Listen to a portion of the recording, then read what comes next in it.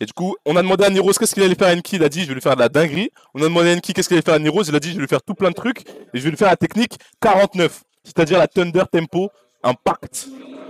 Parce que Enki c'est un mec il a beaucoup de techniques, à chaque fois il met un clip sur ça resature. Ça refait les chimpunks là. Ouais, je crois que les micros, il faut les changer en vrai. Quand on faudra vraiment les changer. Me dites pas que ça refait les chimpunks.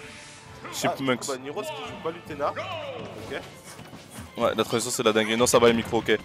Non, juste ça sature. Vas-y, j'essaie de garder le micro archi loin.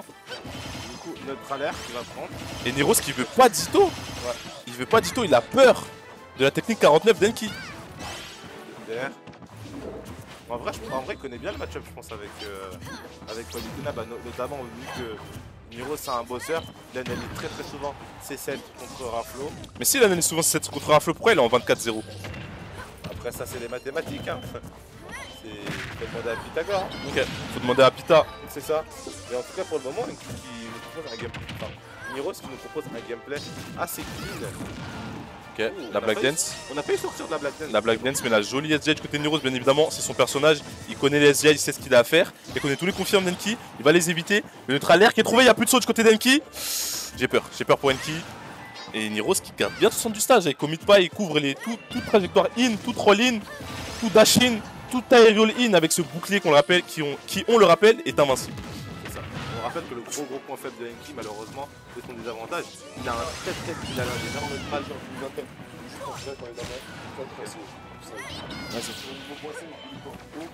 Moi haut hein, je connais. Tu pourras me le donner après, t'inquiète. Ah vas-y carré, vas-y. Mais comme tu le disais, hein, Enki sa grosse faiblesse, c'est son désavantage. Il a un désavantage d'RK, un désavantage joking, un désavantage rigolade comme on dit en français. Avec Jamel de plus. Un désavantage H. Et je parle de la série bien entendu.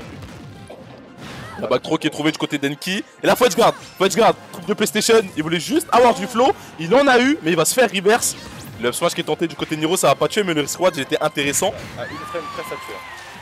Incroyable cet avantage du côté d'Enki. Niros qui gâche son double jump, il est obligé d'atterrir, Enki le sait. Il atterrit en air, Enki patiente. Dash attaque sur le landing, coup de boule. 70 de dégâts dans Pokémon, attaque de type normal, 15 PP. Il lui en reste encore 14 de dash attaque pour Enki dans cette game. Ok. Tu catches bien les roll-in ou les initial dash avec le fer Niro du début de set. Ça c'est pas mal. Ok. Il sort aussi facilement aussi du désavantage. Il mise bien entre double saut, TP cancel, il va rester accroché. Niros il fait partie de ces joueurs qui n'ont pas peur de rester dans le coin, chill pendant 10-20 secondes et attendre le moment pour la patience. La patience, pas de hasard. On laisserait en hasard du côté de Niros. C'est un mathématicien, un calculateur. Il est à propos du calculus, de l'algèbre. La dash attack est trouvée et on le rappelle pour ceux qui n'ont pas le contexte. Là on a les deux meilleurs Pikachu d'Europe. Et t'en as un qui a décidé de ne pas prendre Pikachu parce qu'il est tellement confiant dans sa connaissance du match-up qu'il a pris son secondary parce qu'il veut éviter le Ditto.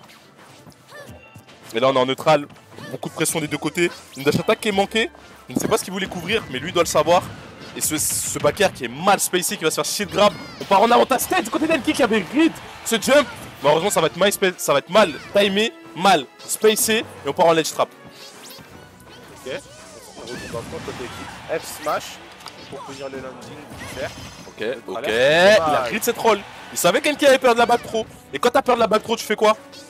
Tu rolls, tu roules.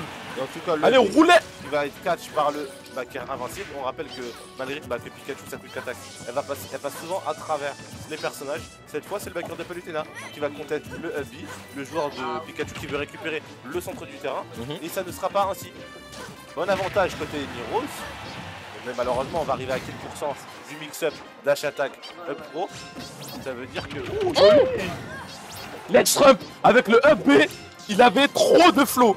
Le risk reward est catastrophique hein. Tu peux faire un ledge trump tout simplement en courant, mais ça avait trop de flow. Et il a dit qu'il allait faire la 49. Il a dit qu'il allait faire la Thunder Tempo Impact tout. C'est ça les gars la 49, c'est ça la technique d'Enki. Ça avait trop de flow, c'était incroyable. S'il gagne la game, après lui avoir placé un ledge trump de taré comme ça. La 49. C'est ça, le flex sera son paroxysme. Mais il l'a annoncé avant la game les gars, il l'a dit, je vais lui faire la 49, je vais lui faire ma technique spéciale, elle a été faite. Ça avait tellement de flow du côté d'Enki qui nous montre que c'est lui le Pikachu qui a le plus de flow. C'est lui le Pikachu le plus agressif. C'est lui le Pikachu qui a le meilleur avantage state. Et c'est peut-être lui le Pikachu qui va gagner cette game. C'est ça. Bon, Niros Heroes 83%, mais on est loin d'être à quel pourcent. On rappelle que Pikachu, c'est un personnage qui tue dans certaines situations. En edge guard ou sinon bah en ledge trap, mais c'est pas le meilleur personnage pour tuer en neutral. Okay. J'ai l'impression que Neroz il est noyé, la noyade, plus d'air, les poumons sont remplis d'eau du côté de Neroz. Pourquoi il affronte Pikachu, il affronte un Pokémon de type électrique, le F-Smash qui est trouvé. Et ça c'est la 11, Angel Wing. Il l'a éteint. Extinction du côté de Neroz, le F-Smash qui a été trouvé. Là il n'y avait plus de saut. Du côté d'Enki, il a side B dans son shield, un side B pas chargé. Donc c'était quasiment 50-50. Est-ce que tu air dodge ou pas, mon cher Enki? Et le respire reward, il était clairement pour Neroz. Et là, Enki, il aurait pu s'accrocher au ledge comme tout le monde. Il aurait pu s'accrocher au ledge comme quelqu'un de normal. Il a voulu faire des trucs de PlayStation, il a voulu faire un side down shield en zone rouge. Enki, il aime trop flex, il aime trop le flow. Il a pris des stocks grâce au flow, il a perdu des stocks à cause du flow. Il meurt et il vit pour son drip. Il meurt et il vit pour ses techniques. Il a fait la 49, il a fait la 11.